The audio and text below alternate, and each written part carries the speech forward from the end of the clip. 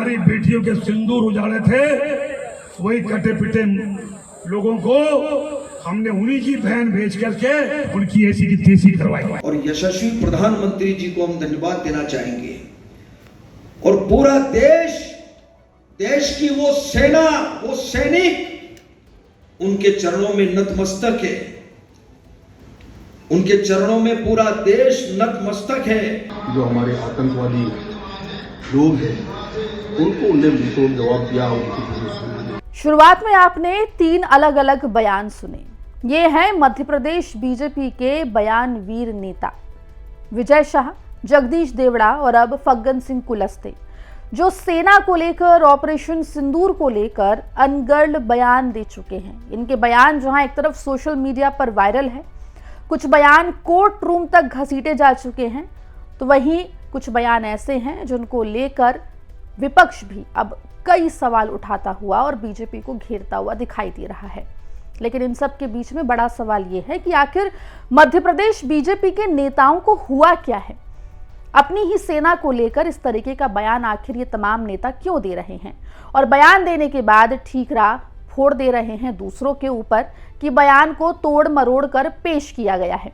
विस्तार से आपको इस रिपोर्ट में हम बताएंगे। नमस्कार, आप देख रहे हैं एमपी तक और मैं हूं आपके साथ आकांक्षा ठाकुर। पहलगाम में हुए आतंकी हमले के बाद हमारे देश की तरफ से, भारतीय सेना की तरफ से ऑपरेशन सिंदूर चलाया गया। ऑपरेशन सिंदूर चलाया गया आतंकियों के खिलाफ, वो आतंकी जो पाकिस्तान में बैठकर हमारे देश की सुख, समृद्धि और चैन छीनना चाहते हैं। ऑपरेशन सिंदूर के तहत पाकिस्तान और पीओके में मौजूद कई आतंकी ठिकानों को निशाना बनाया गया, जिसके बाद भारत पाकिस्तान बॉर्डर के बीच में तनाव देखने को मिला।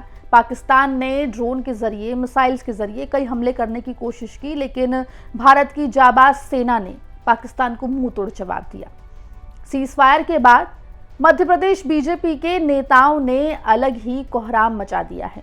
आपको बता दें कि ऑपरेशन सिंदूर को लेकर बात करते हुए मध्य प्रदेश सरकार में कैबिनेट मंत्री विजय शाह, जगदीश देवड़ा जो कि मध्य प्रदेश सरकार में उप मुख्यमंत्री हैं, और अब फग्गन सिंह कुलस्ते अनगढ़ बयानबाजी कर चुके हैं। सबसे पहले बात करेंगे विजय शाह की। ऑपरेशन सिंदूर के बाद, या यूं कहें कि सीजफायर होने के बाद, पहला बयान आया विजय शाह के द्वारा, जो कि मध्य प्रदेश सरकार में कैबिनेट मंत्री हैं। और ऐसी बात नहीं है कि पहली बार कैबिनेट मंत्री बने हों, चाहे उमा भारती की सरकार रही हो, बाबूलाल गौर की सरकार रही हो, या फिर शिवराज सिंह चौहान की सरकार रही हो, और अब मोहन यादव की सरकार, सभी सरकारों में विजय शाह जो हैं वो कैबिनेट मंत्री रह चुके हैं। उनका बयान काफी आपत्तिजनक रहा। आपको बता दें कि कर्नल सोफिया कुरैशी से जोड़कर उनके बयान को देखा गया और उनके इस बयान के सोशल मीडिया पर वायरल होने के बाद न सिर्फ लोगों में नाराजगी देखने को मिली, बल्कि हाईकोर्ट ने, मध्य प्रदेश हाईकोर्ट ने इस पूरे मामले पर सुओ मोटो लेते हुए, स्वतः संज्ञान लेते हुए उनके खिलाफ एफआईआर दर्ज करने की बात कही। एफआईआर दर्ज हुई और विजय शाह सुप्रीम कोर्ट पहुंच गए अपने खिलाफ हुई एफआईआर के खिलाफ याचिका दायर करते हुए। इस पूरे मामले पर कांग्रेस विजय शाह का इस्तीफा मांगती हुई दिखाई दे रही है। विजय शाह के दिए हुए बयान का मामला अभी ठंडा भी नहीं हुआ था कि मध्य प्रदेश सरकार में उप मुख्यमंत्री जगदीश देवड़ा का बयान सोशल मीडिया पर वायरल हो गया। जगदीश देवड़ा, आपको बता दें कि कार्यक्रम में संबोधन दे रहे थे, जहां पर उन्होंने ये कहा कि भारतीय सेना और भारतीय सैनिक जो हैं वो प्रधानमंत्री नरेंद्र मोदी के चरणों में नतमस्तक हैं।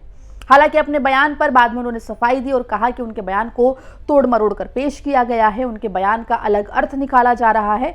उनके कहने का मतलब था कि सभी सेना के चरणों में नतमस्तक हैं। अब बात करते हैं मध्य प्रदेश बीजेपी के दिग्गज नेता फग्गन सिंह कुलस्ते की, जो मंडला से सांसद भी हैं। एक कार्यक्रम में मीडिया से बात करते हुए फग्गन सिंह कुलस्ते की जुबान फिसल गई। उन्होंने आतंकियों को अपना बता दिया। उन्होंने कहा कि पाकिस्तान के हमारे अपने आतंकी। फग्गन सिंह कुलस्ते के इस बयान के वायरल होने के बाद एक बार फिर कांग्रेस को मौका मिल गया है बीजेपी को घेरने का। आपको बता दें कि इन तीनों बयानवीर नेताओं के बयान सोशल मीडिया पर जहां एक तरफ वायरल हो रहे हैं, सोशल मीडिया यूजर्स में इनके बयानों को लेकर काफी नाराजगी, काफी गुस्सा देखा जा रहा है। वहीं आपको ये भी बता दें कि कांग्रेस इस पूरे मामले पर बीजेपी सरकार के ऊपर हमलावर दिखाई दे रही है।